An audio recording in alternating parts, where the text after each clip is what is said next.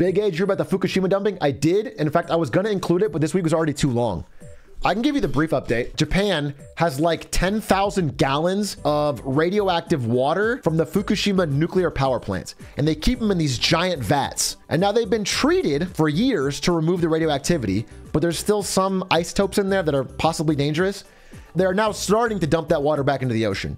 Now, my understanding is that this is done by all nuclear plants, and if it's treated right, it's not a big deal. Japan has followed all the proper protocols, and there's not a big risk. However, this news story went viral in China, and Chinese people are freaking out that all fish from Japan are now going to give them radiation poisoning. I looked into it, and my understanding is that China has nuclear power plants doing the exact same thing in Chinese waters that nobody's talking about. In fact, they dump more. They dump more and possibly less treated.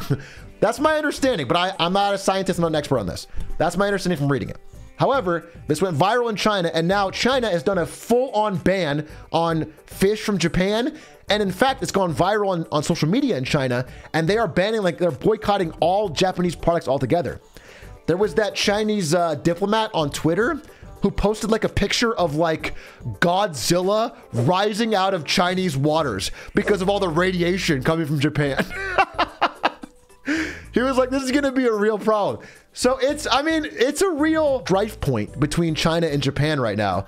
And my understanding is that Japan is doing everything. I mean, it's doing it correct. But the problem is so many of Japan's exports go to China. They're close neighbors, and they need that. They need the tourism, and they need the, again, when Ari and I visited Japan, most of the tourists were Chinese. So it's bad for Japan's economy, which they don't need right now. So they're trying to patch it up and figure it out. But either way, it's a big problem. So that's what's going on. Will rising delinquency and credit card debt cause another 2007-like crisis? Credit cards are not as integrated into the economy in the way that housing was in 2007. My thesis has and continues to be that before Q2 of next year, we're going to have a recession because the consumer is tapped out. I just want to keep saying so people know that when it happens, that I said it. And if I'm wrong, I 100% admit that I'm wrong. If it doesn't happen by then, even if it happens the day after, I'll be like, you know what? I was wrong. There's a food place I go to near me, makes falafel. And I know the owner. He's a really nice guy because I just sit there after I work out and I talk to him and I shoot the shit. And I talked to him about his business. And he told me point blank, he said, basically, times are tough right now. And I was like, oh, really? What, tell me about it. We talked about it. And he's like, hey, in 2021 and even part of 22, it was easy running his business because people had money. That's what he said. They could come in, they could spend money on a falafel, was no big deal. And now he's like, hey, all the time he gets people coming in complaining about prices. They're just like, whoa, bro, what the fuck's with this price? They're haggling. They're turned out, they're leaving. Like, he's like, this didn't happen last year and it's happening all the time now. What he's selling is something expensive. I mean, it's still California food prices, so it's not fucking cheap. It's probably like a fucking $12. I don't know. It's high. But there's a Subway next door, and their prices are high too. I actually talked to the Subway lady. She told me the same thing, which is crazy because if you are a minimum wage worker at Subway and someone's complaining to you about the prices, what the fuck are you gonna do? At least he's the owner. You know what I'm saying? Anyway, he's complaining. He's like, yeah, people just don't have. People are tapped. And I don't think we noticed it, bro, that layoffs are trickling up, bankruptcies are trickling up, credit card delinquencies are trickling up. People are running out of money. And as that gets worse and worse, companies like retail companies that rely on the consumer spending a lot are going to start doing more and more layoffs. And that's a cycle, dude. That speeds things up. Because more people are jobless, they spend less, so people fire more. And I feel like we're going to get that. That's my reading of the economic data. I could be wrong, 100%. I fully admit, but that's what I think is going to happen. Especially as, well, we'll see how the student loan thing plays out. I thought people were going to pay their loans. Maybe they don't pay. So all I'm saying is if you can avoid debt, do it. Because I think it's going to be a rockier time. Also, maybe you notice people around you having to move back in with their parents, or having to take on more roommates than they'd like to. Because when I look at the data, I notice it. The rent increases have gotten insane. Rent is so high, as well as housing prices are so high, people cannot afford to live in the places they want to. So maybe you're noticing more and more people are having to do that.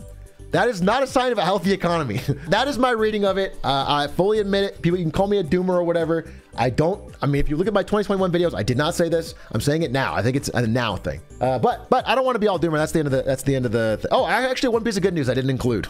It's really small, but I thought it was interesting. I don't know if you knew this. I didn't know this.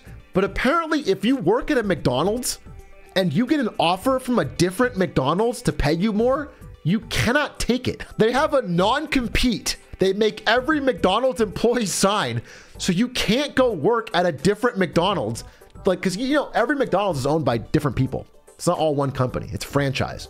Like, you and I could open a McDonald's and you just give part of your profits to the McDonald's Corporation, but you own it.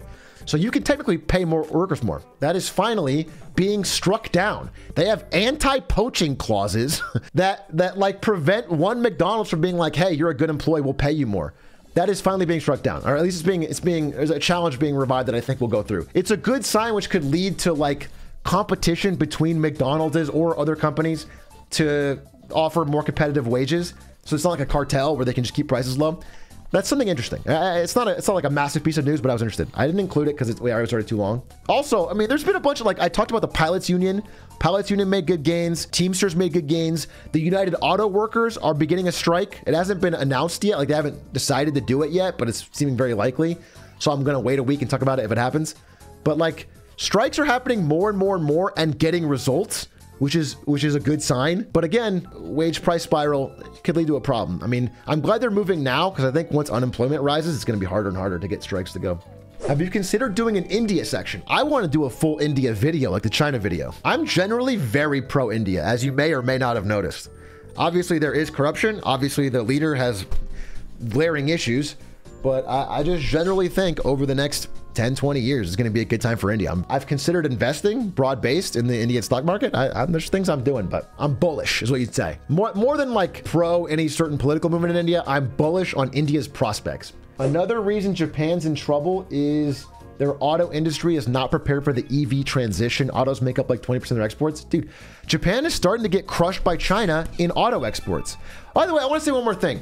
So I made a video recently called Let's Talk About the China Debt Crisis, okay? And it was like an in-depth look at like all of the very real economic pain being felt in China right now. The problem is when you do a video negative on China, some of the people you attract are full-on Westaboos or full-on racist and cannot admit any one good thing about China ever. That video is like 98% negative on China because I think the truth is pretty negative right now. And you get 2% of people that are like, whoa, that shit you said about their electric vehicles doing well, you're a fucking China shill. Like, bro, did you watch the video? They're like, have you seen? There's videos showing these whole fields of EVs that are unsold in China. I looked into it. Now, there is possibly some Chinese companies, especially at the lower end, that have made cars that have not sold well, and they're sitting there unsold. But on the whole, China is selling more EVs than any other country by far, every year. In fact, I looked into it because that guy, the guy that accused me, was from New Zealand. So I looked at the numbers. Last year, China had the third highest selling EV in New Zealand. It was like Tesla #1, Tesla #2, and then BYD was #3, the third highest selling. And I was like, all right, well, if Chinese EVs fucking suck and they all blow up and none of them are real and it's fake and nobody likes them and they're bad, then surely that number would have gone down this year, right? But it didn't. Now they're #2. Now it's one Tesla model and the BYD, like it's up 30%. And there's more and more Chinese EVs on the roads in New Zealand and Australia and basically all these other countries except for America than there ever was before. Like, yes, there's many inconsistencies, especially in Chinese government numbers. But if you think that economy is not making and selling things, you're fucking stupid. I mean, I don't know what to tell you. And probably a little racist. Like, if you can't imagine that China is better at battery technology when they've had all the fucking battery factories and they have all the raw materials that nobody else has, it's just dumb. It's just dumb to not look at the world real. So yeah, xenophobic would be the better way to do it. Maybe xenophobic, but either way, people are just like, either it triggers them or it scares them to think that another country could, especially if they're American, they get scared that another country could be better at one thing. The rare earth metals come from Africa. Yeah, but China's controlled the supply line. That's why they made all the investments into Africa. They control the mines for all of the fucking rare earth metals in Africa that are then used in the creation of electric vehicles. I feel like I should be able to say that true fact without being called a Xi Jinping apologist, bro. It's just a fucking truth. It's just truth. It's a complex world, and they are the world's second largest economy. We have a segment making fun of Xi every week. I know, dude. I fucking know. All of the time, I talk about the realities of many economic problems, and I said Xi Jinping is scaring the hoes. But I also know that there's fucking real shit out of there that could be learned from or improved, and it's crazy people can't admit. They can't admit. Xi Jinping, thank you for the 5 gifted. I love you. I am a huge supporter of you. This is a clip that you can share. Xi Jinping, thank you for the 5 gifted.